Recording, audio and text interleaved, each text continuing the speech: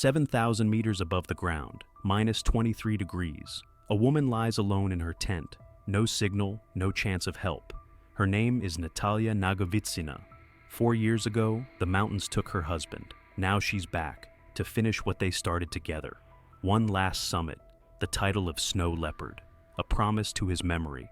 But something goes wrong, a fall on the ridge, a broken leg, a storm that won't let her descend. One by one, those who try to reach her die.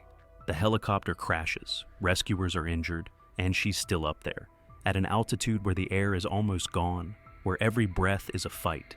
Today we'll go step by step through this story, how the climb began, what happened on the peak of Pobeda, and why even the most experienced mountaineers couldn't bring her back.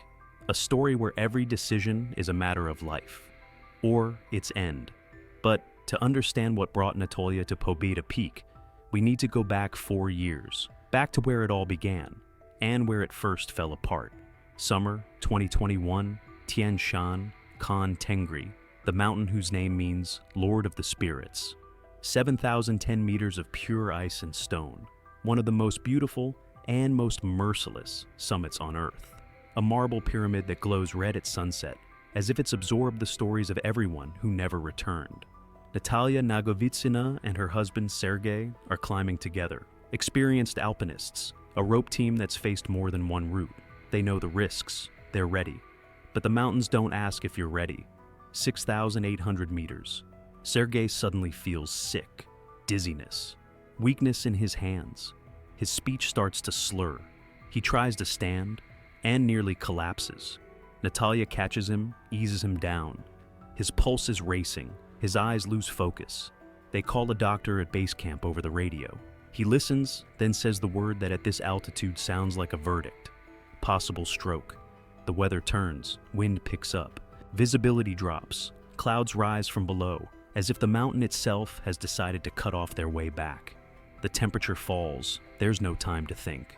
But there are no options either. Natalia knows she can't get him down alone. At 6,800, the body is already at its limit. Every step takes effort. Every breath is a fight for oxygen. Half of what you get at sea level. Muscles fill with lead. The world spins. To drag a person down in these conditions is nearly impossible, even for a team. And she's alone. She calls base again. Her voice shakes, but her words are steady. They need help. Now. The dispatchers respond calmly, professionally, but you can hear the tension behind their tone. They ask her to start descending anyway, to try to move lower. Every meter down increases the chance of survival, but Natalia refuses, firmly, without hesitation. She stays beside him. In a tent at an altitude where the air freezes, where the wind tears at the fabric, where every minute could be the last. Sergei lies in his sleeping bag, breathing hard and unevenly. She holds his hand, talks to him, keeps him awake, because up here, sleep can be the end. That radio call was recorded. Later, it spread across the internet. Thousands heard a woman at the edge of the world, speaking calmly, almost casually. I won't leave him alone, no matter what happens. The dispatchers are silent for a few seconds. Then they answer quietly. Understood. Hold on. We're coming for you. An hour passes, then another. The weather keeps getting worse. The wind is howling now. Gusts reaching 50 meters per second. That's the speed of a car on the highway. Only here, there's no road. Just ice, stone, and a drop that falls for kilometers. Visibility drops to almost nothing. The clouds wrap around the tent so tightly you can't even see your own hand in front of your face. The dispatchers call again. Their tone has changed, sharper, more urgent. They're no longer asking, they're demanding. Start the descent now, immediately. Because if the storm gets any stronger, no rescue will reach them. No one can climb in weather like this. Natalia will be completely cut off. But she doesn't move. Sergei lies beside her, his breathing shallow and uneven. She covers him with a second sleeping bag, warms his hands with her breath, keeps talking to him, even though he barely answers, just so he can hear her voice, so he knows she's still there. Darkness falls. At 6,800 meters, night comes fast and without mercy. The temperature drops to 15 below zero. The tent shakes and groans under the wind. Natalia lights the stove, not to cook, just to stay a little warm. Fuel is running low. Food is almost gone, but she stays. The storm rages all night.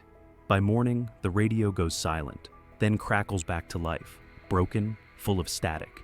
The rescue team is already climbing. 4 people fighting through snow and ice, pushing against wind that wants to throw them off the ridge. Every meter is a battle, but they keep going. They find them alive, both of them. Sergei is barely conscious, but breathing. Natalia is exhausted, but holding on. The rescuers move fast. Ropes, anchors, the stretcher. Every step has to be perfect. One mistake here means death. The descent begins, meter by meter, step by step. Sergei is carried by 4 rescuers, taking turns every 20 minutes. No one can last longer. Natalia walks beside them, holding the rope, watching him. He's breathing. That's all that matters. But at 5,000 meters, his heart stops. Just stops. The rescuers begin CPR, chest compressions, artificial breathing, 20 minutes, 30, nothing. The medic notes the time. Natalia stands next to them. Silent, no tears, no screams, just standing. They keep moving down. She walks on her own, step by step, into thicker air where breathing is easier.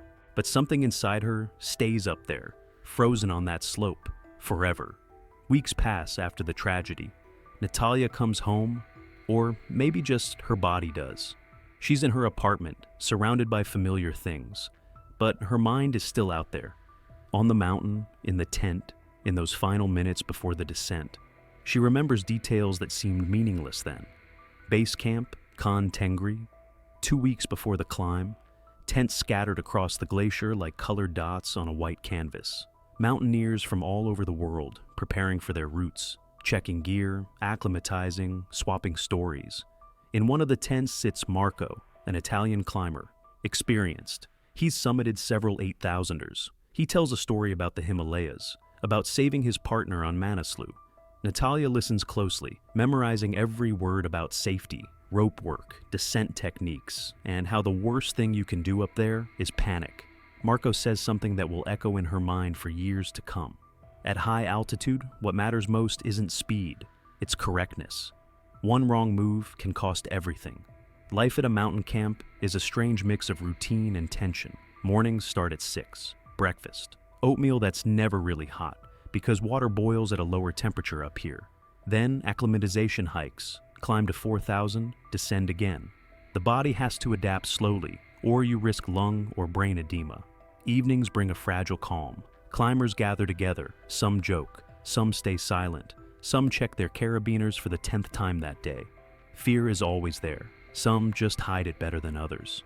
Natalia remembers one teammate saying quietly, "You know, every time before a climb, I wonder if this might be the last sunset I ever see. And then I go anyway." The psychological pressure is immense. You know the statistics. You know that every year people die on Khan Tengri. You know your body will be pushed to its limits, that a single small failure, a torn glove, a cracked carabiner, a sudden wave of weakness can be fatal. And still, you go. Because mountains aren't just sport, they're addiction, a craving for the edge, the feeling that you're truly alive only when you're standing on that edge. Then comes the silence. After the tragedy, Natalia sits in her empty apartment. Sergei's things are still where he left them, his jacket on the hook, his mug on the shelf. The mountains took him, but the memory stayed, sharp, unbearable, alive. A year passes. She makes a decision to return to the same peak, alone. Not to conquer it again, but to finish saying goodbye. Summer 2022. Natalia stands once again at the foot of Khan Tengri, the same mountain, the same glacier, the same tents scattered across the base camp. But she's not the same. In her pack, only the essentials, and a small metal plaque, about the size of a book, engraved with Sergei's name, the dates, and a short line. "You stayed where you were happiest." She climbs alone, no group, no guide. Just her, following the same route step by step, across moraines, over ice fields, past crevasses that look like wounds carved into the mountain's body. The weather is kind, the wind is calm, the sky is clear. It feels as if nature itself is giving her this one quiet moment. At 5,000 meters, she stops. This is where they found him, where his heart stopped. The rock here is gray, cut by wind and time. Natalia takes out a small battery-powered drill. She planned this. Drills 4 holes in the stone, one in each corner of the plaque. Works slowly, carefully. Her hands tremble, not from the cold, but from everything she's holding inside. She bolts the plaque into place, tightens each screw to the end. Checks the hold, solid. It's meant to last for years, maybe decades, until the mountain decides otherwise.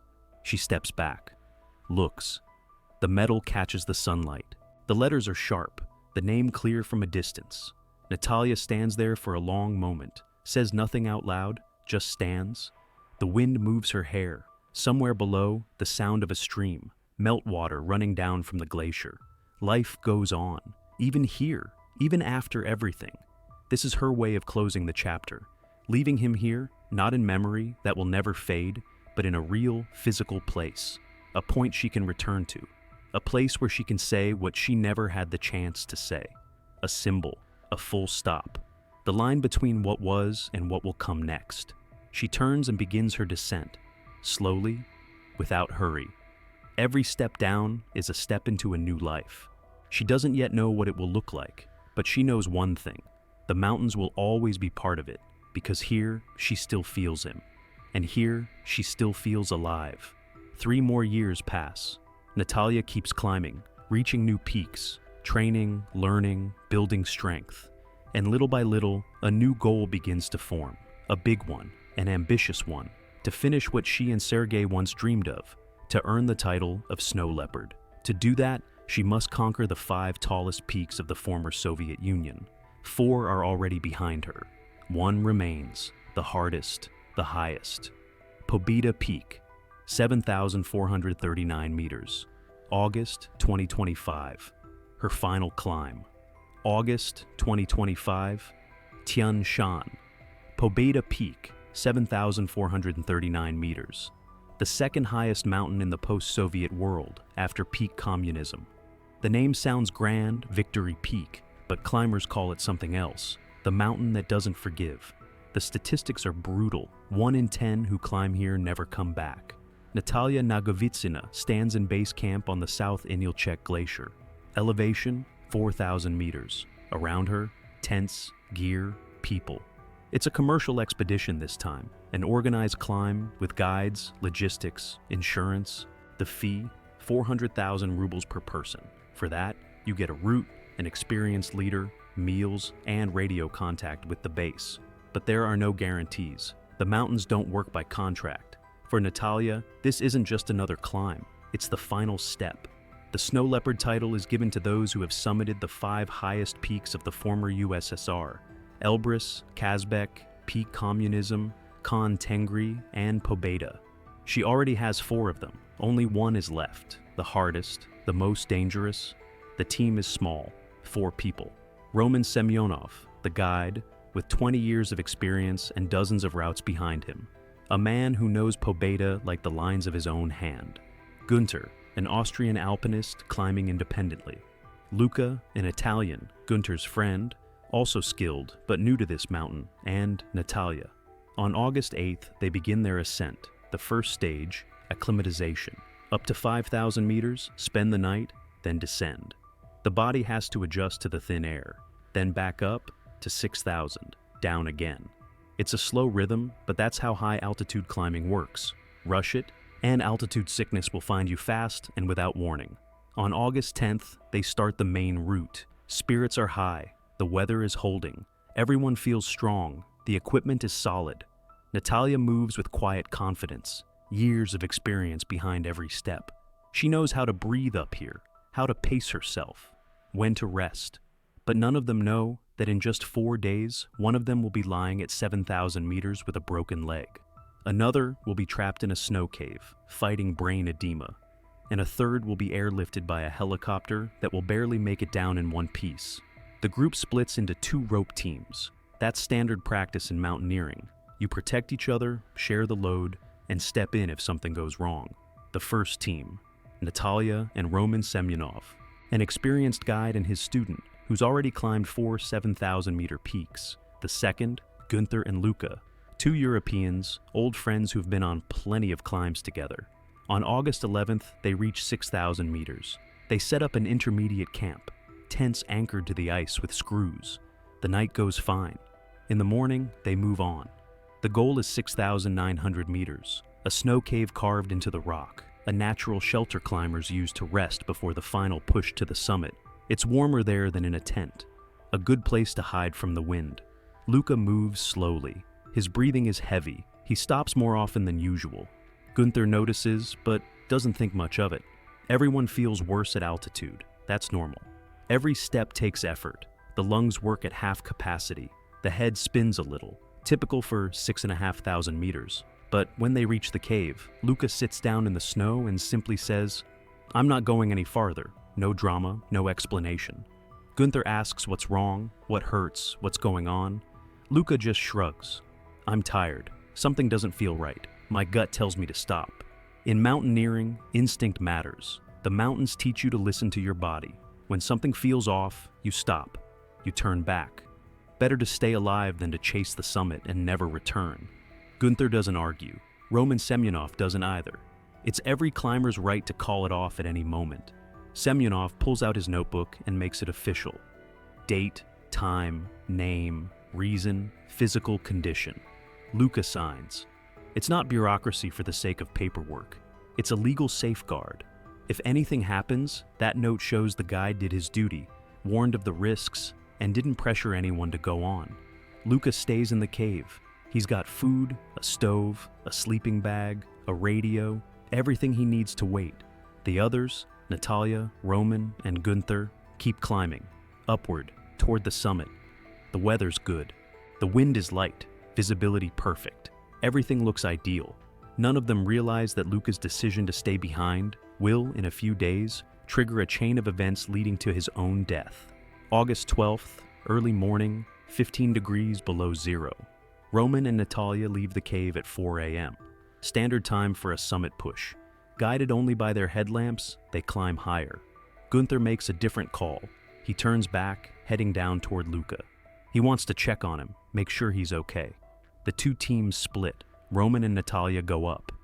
Gunther goes down. That's the last moment they see each other. The climb is slow. At 7,000 meters, every step feels like a test. The air is so thin it takes 3 breaths for one step. The heart pounds like a hammer. Muscles turn heavy.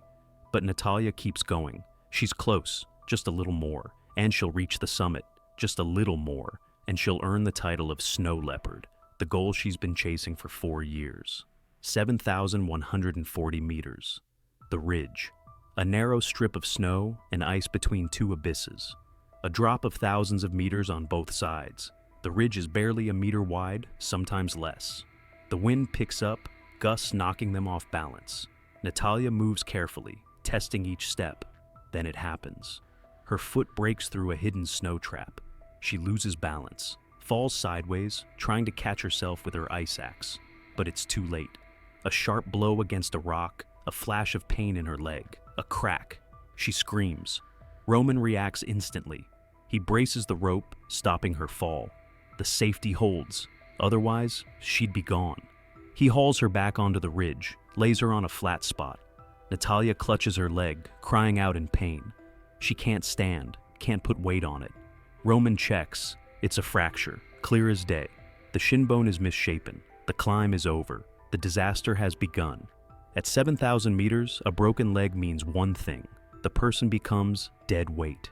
You can't leave them, but you can't bring them down alone either. Semyonov scans the area. Nearby, there's a rocky ledge, some shelter from the wind. He drags Natalia there, covers her with his jacket, gives her painkillers. She's conscious, but in shock, trembling, struggling to speak. Roman makes a decision. He can't stay. There's not enough food for 2, and the radio signal is unstable at this height. They need real help. Rescuers, stretchers, a team. He has to go, fast, and come back with support. He tells her, "I'm going for help. Stay here. Don't move. I'll come back." Natalia nods. She understands. She has no choice. Neither does he. Roman starts down, moving fast, almost running. And at 7,140 meters beneath the rock, a woman with a broken leg is left alone. Roman keeps descending for 2 hours. With every meter, the air gets thicker, the breathing easier. He reaches the snow cave at 6,900 meters. Inside, Gunther and Luca are sitting close together, drinking tea. When they see Roman, alone, without Natalia, they know right away that something's wrong. Semyonov explains it briefly, without emotion. A fall, a broken leg, 7,140 meters, beneath a rock ledge. They need help, fast. Gunther is the first to react. He's an experienced climber. He knows that every minute matters. At this altitude, time turns against you. The cold, the lack of oxygen, the shock, all of it slowly kills. Luca stands up too. His exhaustion disappears. When someone's in trouble, personal discomfort no longer matters. They start packing gear, a spare sleeping bag, rated for extreme cold, a stove with a gas canister, to melt snow, to make hot water, food, energy bars, freeze-dried soup, a tent, small, just for one person, but still a shelter from the wind, medicine, painkillers, bandages, splints to brace the leg. It takes them half an hour to get ready. They move quickly but carefully. Anyone can slip here. Gunther leads, cutting the path. Luca follows, carrying most of the load. Roman goes last. He's exhausted, but adrenaline keeps him going. 7,000 meters, 7,050, 7,100. The ridge appears ahead, a narrow white line against the deep blue sky. The wind picks up. The temperature drops. Still, they climb. Because up there, a woman is waiting. A woman who can't move. A woman who might already be running out of strength. They reach Natalia about 4 hours after Roman left her. She's curled up under the rock, trembling, her face pale, lips bluish. But she's alive, clear-headed. When she sees them, she manages a faint smile. Relief. Gunther and Luca work fast and in sync. They pitch the tent, anchor it with ice screws. They slide Natalia into the sleeping bag, zip it up to her chin. The stove hisses to life, flames flickering in the cramped space. The smell of gas mixes with the cold air. They hand her a cup of hot tea. She sips slowly, her hands shaking. Roman braces the broken leg, splints it with 2 poles and a rope. Not real medical care, but better than nothing. The goal is simple: keep the bone from shifting. Inside the tent, there's warmth, food, water, people close by. For the first time in hours, Natalia feels hope. Maybe she'll make it. Maybe they'll get her down. Maybe she'll survive. Outside, the sky thickens with clouds. The wind changes direction, the barometer drops. The weather is turning, and not for the better. By August 13th, it's clear. Getting Natalia down on their own is impossible. The weather has collapsed. The wind hits 70 meters per second. Visibility is 0. Snow is falling in solid white walls. Moving along the ridge at this altitude would be suicide. Radio contact with base camp comes and goes. Sometimes clear, then gone again. Roman manages to reach them, explains the situation. The dispatchers promise an evacuation as soon as the weather clears, but no one knows when that will be. August 14th, Gunther and Luca make a decision. They'll try another route, through the neighboring peak, Vaja Pshavala. It's longer, but technically easier. If they can get down that way, they can reach the base faster and call for rescue. Roman stays with Natalia. He can't leave her alone. Gunther and Luca set out in the morning. The storm hasn't eased. Snow fills their hoods, their sleeves, their masks. Every step is a battle. Visibility is so bad they can't see each other even 3 meters apart. They tie themselves to the same rope. They're only linked to each other and to life itself. By evening, they realize they can't go any farther. It's getting dark. They're out of strength. Turning back is too late. They need shelter. They find a small snow cave at 6,800 meters, a natural hollow in the glacier. Narrow, cold, but at least it blocks the wind. They crawl inside, unroll their sleeping bags, light the stove. They melt snow, drink hot water, the only warmth they have left. Luca complains about a headache, sharp, pulsing. Gunther gives him painkillers, but it doesn't help. All night, Luca tosses and turns, groaning quietly. Gunther asks how he feels. Luca says, "I'm fine. My head just feels like it's splitting open." Morning of August 15th. Luca can't stand. The dizziness is so bad he can't keep his balance. Nausea, weakness. His words start to blur. Gunther understands. It's cerebral edema. Altitude sickness in its deadliest form. Fluid builds up inside the skull, pressing on the brain, shutting it down. The only cure is a rapid descent. But they're trapped. The storm hasn't stopped. Going down is impossible. All they can do is wait. Gunther manages to reach the base by radio. He explains what's happening, asks for advice. The doctor on the other end says, "Give him dexamethasone if you have it, a steroid that reduces swelling." Gunther checks the kit. Nothing. No such drug. Only painkillers and bandages. August 16th. Luca lies still, breathing shallow, eyes glassy. Gunther sits beside him, holding his hand, talking to him, trying to keep him awake. But Luca no longer answers. His body is there, but he's already somewhere else. At noon, the breathing stops. Just stops. Gunther checks for a pulse. Nothing. He tries to resuscitate him. Useless. Luca is dead. In a snow cave at 6,800 meters, far from home, far from everyone. Gunther stays there alone, with his friend's body, in a storm that will not end. Now, everyone needs help. Natalia, still trapped above, and Gunther himself. But no one can reach them. Not in weather like this. August 16th. Base camp sounds the alarm. The situation is critical. One dead, one trapped with the body at 6,800 meters. One with a broken leg stranded at 7,140, and a guide completely exhausted beside her. The weather makes a ground rescue impossible. They need air support, urgently. The Kyrgyz Ministry of Defense makes the call. They'll send a Mi-8 helicopter, a heavy-duty machine, the workhorse of Soviet aviation, built to handle mountains. But even for it, 7,000 meters is the edge of what's possible. Up there, the air is so thin the rotors barely create lift. The helicopter will be flying right on the verge of stalling. The crew prepares fast. The pilot is seasoned. Dozens of high-altitude flights behind him. But he knows the risk, a massive one. They load the rescuers, medical gear, stretchers. Takeoff is set for the morning of August 17th. The weather opens just a small window. Narrow, but it's something. At 6 in the morning, the helicopter lifts off from base. It climbs slowly, in wide circles. The engine roars at full power. Every 500 meters higher adds strain on the system. The blades slice through air that's growing thinner with every turn. The pilot watches the gauges. Engine temperature, rotor speed, altitude. Everything hovering at the edge of the red zone. 6,000 meters, 6.5, 7. They reach the area where Gunther is waiting. The pilot tries to hover. The machine shakes violently, the wind tossing it from side to side.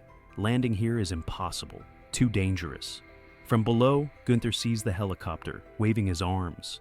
But there's no place to touch down.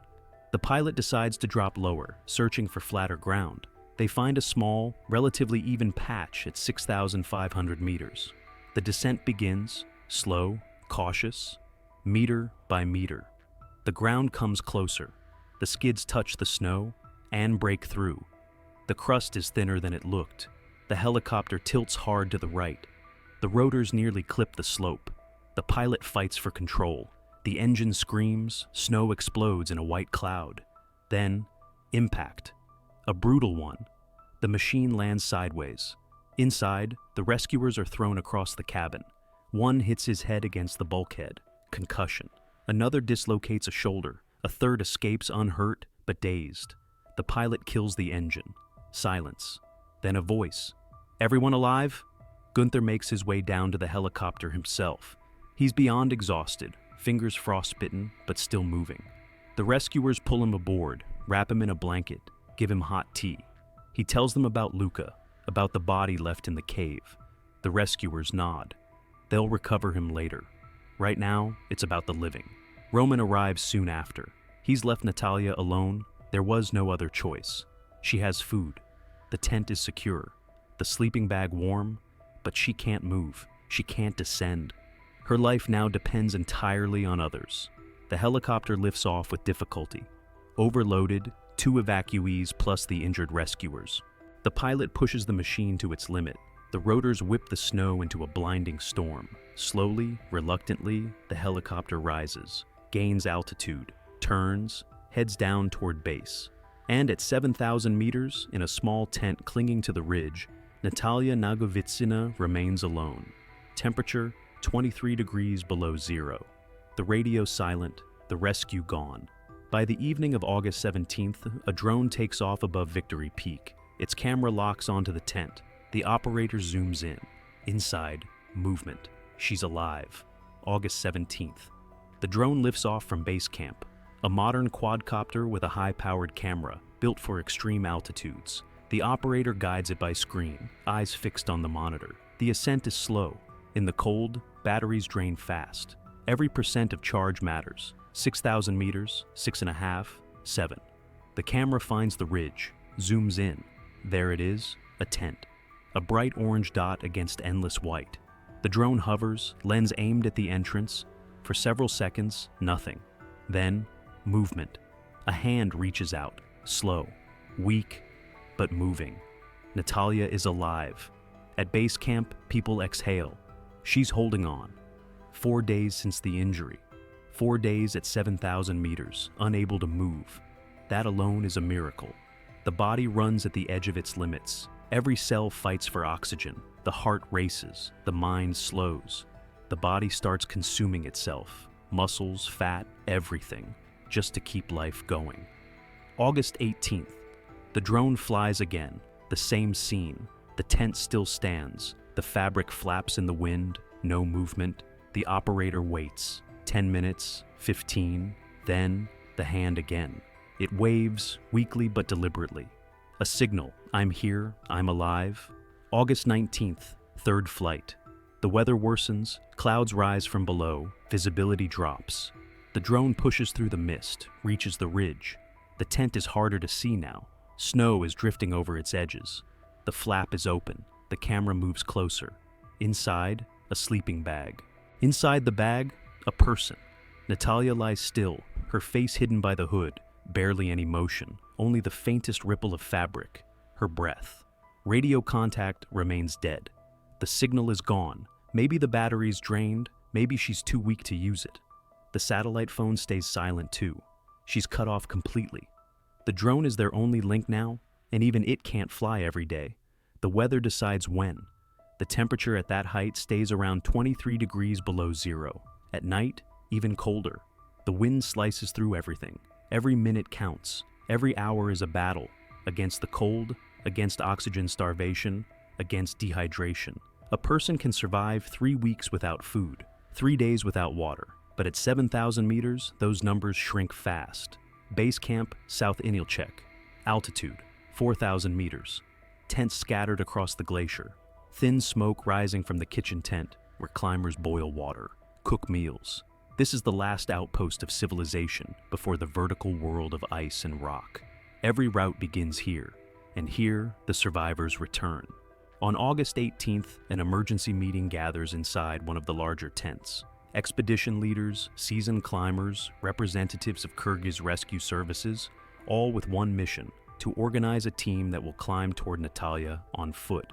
Helicopters are no longer an option. The last attempt ended with a crash landing and injured crew. Aviation has reached its limit. The only way left is up, on foot. They assemble a team of 8. Every one of them experienced, all veterans of high altitude. Among them, Alexander Gukov, a Russian climber who once survived 6 days on a sheer wall of Mount Mayakovsky without food or water. He knows what it means to be alone up high. He knows how seconds stretch into eternity. Someone recalls another name, Denis Ishitin. 3 years ago, he got trapped on the same ridge of Victory Peak, same height, same conditions. Rescuers tried to reach him for 5 days. When they did, it was too late. They found his body inside the sleeping bag, frozen. The mountains don't forgive delay. The team begins packing gear: ropes, ice screws, carabiners, stretchers for evacuation, oxygen bottles. At that altitude, extra oxygen can mean survival, medicine, food, stoves, everything they might need to bring down an injured climber alive. The plan is to leave on August 19th. But that morning, the weather turns again. Clouds drop to 3,000 meters. Winds rise to 60 meters per second. Visibility, 0. To move in such conditions would be suicide. The team stays put, waiting. Checking the forecast every hour, every 2. Nothing changes. August 20th. Still the same. The storm won't let up. Climbers sit in their tents, drinking tea, staring into the gray sky. A heavy sense of helplessness fills the camp. They're ready to go. Ready to risk everything. but nature doesn't care who's ready. Meanwhile, in Italy, word spreads. Luca's family raises the alarm. They reach out to one of the best, Simone Moro, a world-renowned pilot who's carried out record-breaking rescue flights in the Himalayas. His helicopter, an Airbus H-125, is custom-modified for extreme altitudes. He's flown higher than 8,000 meters, above the summit of Everest. Moro agrees to try. He knows the risks. He knows Victory Peak isn't the Himalayas. The weather here is wilder, the wind's stronger. But he says yes. He'll fly. August 20th, northern Italy, a small airfield near the Alps. Simone Moro and his team prepare the Airbus H-125 for departure. This isn't a standard helicopter. It's stripped down, the engine boosted, rotor blades redesigned for the thin air. In 2019, Moro set a world record with this same machine, a landing at 8,800 meters, higher than Everest's summit. He knows what's possible, and he knows where the edge of impossible begins.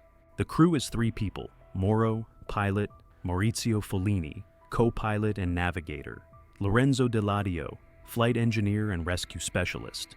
Together, they've completed dozens of high-altitude missions across the Himalayas, Andes, and Alps. But the Tian Shan is a different story. Here, the winds are unpredictable, the weather shifts in minutes, and there's none of the infrastructure you find in Nepal. By August 21st, the helicopter arrives in Kyrgyzstan. They set up base in Karakol, the closest town to Victory Peak. Moro studies maps, talks to local pilots, analyzes weather reports. The window for a flight is narrow, very narrow. The wind calms only for a few hours in the morning, then roars back again. On August 22nd, they make the first attempt. The helicopter lifts off, heading east toward the mountains. 6,000 meters, 7,000. The cloud cover thickens. Visibility drops to almost nothing. Moro tries to push through, but the wind tosses the aircraft like a toy. Instruments show gusts up to 80 meters per second, hurricane force. The rotors shake violently. The helicopter tilts. Moro decides, abort. The risk is too high. There's still no contact with Natalia. The radio has been silent for 5 days. The satellite phone too. They know her coordinates, but what's happening there now, no one can say. Is she alive, conscious, able to move? No one knows. The search continues blindly, another drone flight, but the storm makes it impossible to get close. The camera captures only a blurry orange patch, the tent half buried in snow. No movement. On August 23rd, the team of 8 climbers finally sets out from base camp. The weather opens slightly, a brief, fragile window. They move fast, carrying only the essentials. The goal? Reach Natalia, assess her condition, start the descent if possible. But at 5,800 meters, the weather breaks again. The storm hits suddenly. Visibility drops to 0. They stop, set up camp, and wait. There's no way forward. August 19th. The storm won't let go. The climbing team is trapped at 5,800 meters. The wind is so strong it's impossible to stand upright. The tents bend under the pressure, fabric straining and cracking, ready to tear. To keep moving now would mean risking 8 lives instead of 1. They make the only decision they can, to wait. But time is working against them all. August 20th. The weather doesn't change. The climbers stay in their tents, trying to keep warm. Each of them knows it. The longer they wait, the fewer chances Natalia has left. She's been on the mountain for 8 days now, at 7,000 meters. 8 days without real food, without movement, without medical care. The human body isn't built for that. Even the strongest climbers rarely last more than a week at that altitude without descending. August 21st. The first rumors begin to spread online. Unofficial reports citing unnamed sources in the rescue service. Natalia Nagovitsina is presumed dead. No exact time, no confirmation, just a single line, a fact stated, not explained. Her family learns about it from the news feeds. They call the authorities, desperate for answers. No one gives a clear response. August 22nd. The climbing team begins their descent. They know now, even if they reached her, there would be no one left to save. They move slowly, carefully, step by step down the slope. Some cry, some stay silent. All carry the same weight, the weight of failure. They came to rescue, they couldn't. August 23rd. The Kyrgyz Rescue Service officially ends the operation. A spokesperson, Rustam Chakdirov, stands before reporters. His face is drawn, his tone steady. He says what must be said. The rescue effort is over. Natalia Nagovitsina is now officially listed as missing. By law, her body will be searched for in spring, when the weather allows a new ascent. But the status won't change to deceased for 5 years. That's the rule. The mountains don't return those they've taken. It's an unwritten truth of alpinism. At altitude, death doesn't mean burial. It means remaining there forever, becoming part of the mountain, part of the ice, part of the stone. More than 200 bodies lie on Everest, dozens on K2, dozens here on Victory Peak. They're never brought down. It's too dangerous, too costly, too much risk for the living. Natalia remains on the ridge, inside her tent, at 7,000 meters, next to the dream that never came true, next to the summit, just 300 meters away. The title of Snow Leopard, unfinished. The promise to her husband, unfulfilled. After the tragedy, come the questions. They always do. Who was at fault? Could it have been prevented? Was there negligence? The insurance company refuses to pay compensation to Natalia's family. A standard clause. The insured acted under conditions of extreme risk, not covered by the policy. 400,000 rubles spent on the expedition. Debts remain, questions remain too. Roman Semyonov gives an interview later, his voice calm, detached. He says he did everything he could, left her with food, with shelter, with hope, went down for help. But the weather had its own plans. No one is to blame, he says. The mountains just are. They're not cruel. They're not kind. They're indifferent. Where is the line between a dream and recklessness? That's a question every climber must answer for themselves. For some, reaching 7,000 meters is madness. For others, it's purpose.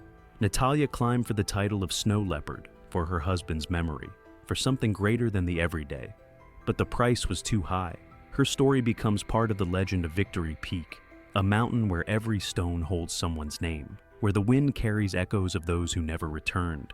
Victory Peak, a place that forgives nothing, not weakness, not mistakes, not bad luck. Here, nature makes the rules, and humans have only two choices: obey or disappear. In the spring of 2026, a recovery expedition is planned. Maybe they'll find her, maybe they'll bring her down, give her a proper burial, but maybe not.